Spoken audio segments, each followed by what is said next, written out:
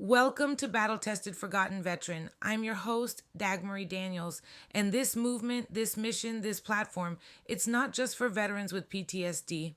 It's not just about trauma you can put a name to. It's for any battle tested forgotten veteran, those who gave their strength, their years, their bodies, their minds, and their hearts in service, only to come home and be silenced, dismissed, or left behind. This podcast is about giving voice to those who were told to stay quiet. It's about standing beside those who were brave enough to serve but are now fighting battles they never signed up for. Today's episode is titled The Double Battle Fighting for Country, Then for Recognition. Now, I just want to say this isn't just her story, it's a pattern.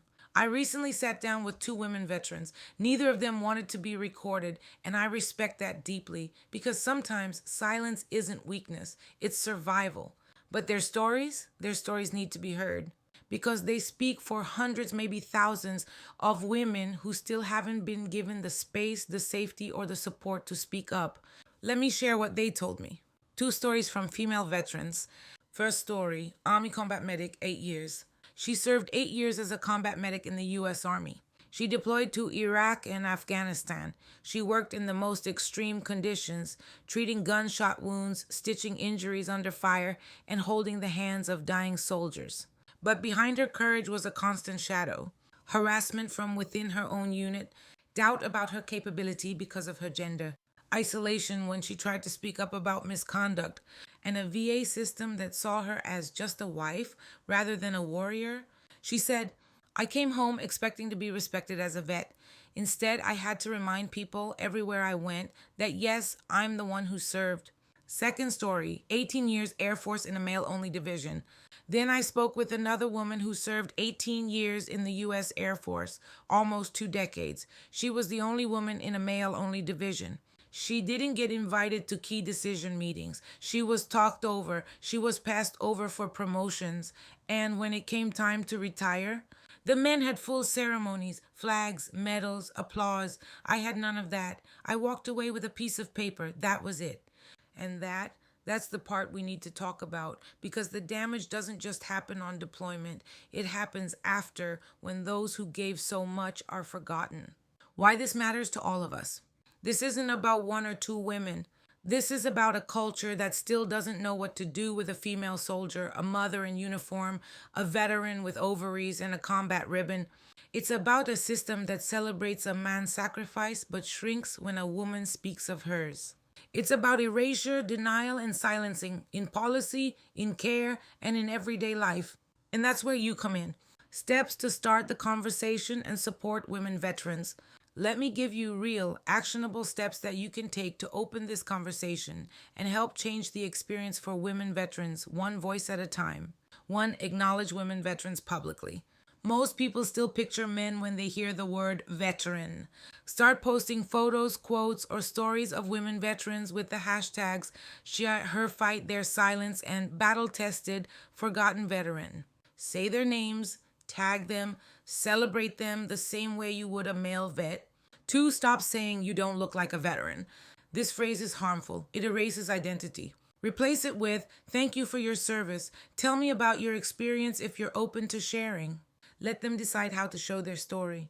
3. Advocate for gender-specific care. VA hospitals are still lacking basic care for women.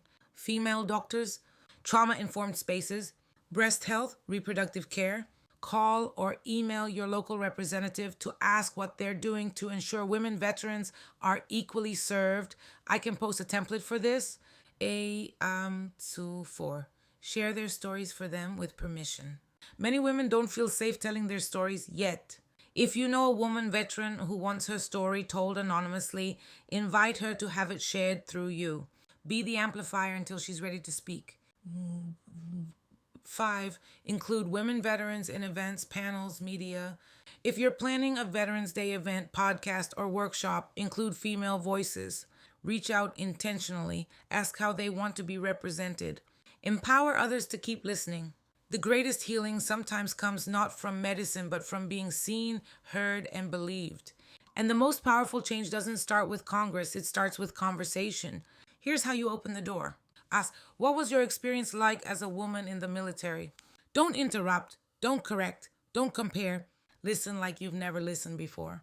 Before we close today's episode, I want to leave you with this affirmation of the day, one that speaks directly to every woman who has ever felt overlooked, dismissed, or unseen in her uniform. I don't have to shrink to be respected. My service speaks for itself, and I refuse to be invisible.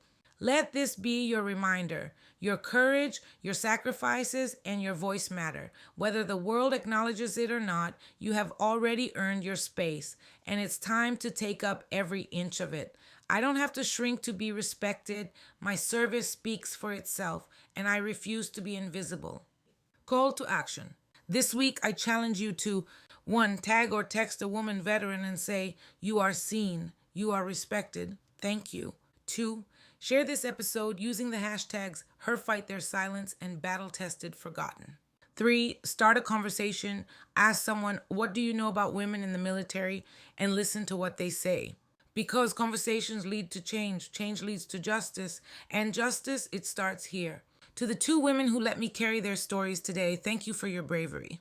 To the women listening, you are not invisible here. You are not forgotten. You are battle tested. To our listeners, don't just support the movement, be the movement. This has been Battle Tested Forgotten Veteran. I'm Dagmarie Daniels. Until next time, keep listening, keep speaking, and keep remembering her fight never ended, neither should ours.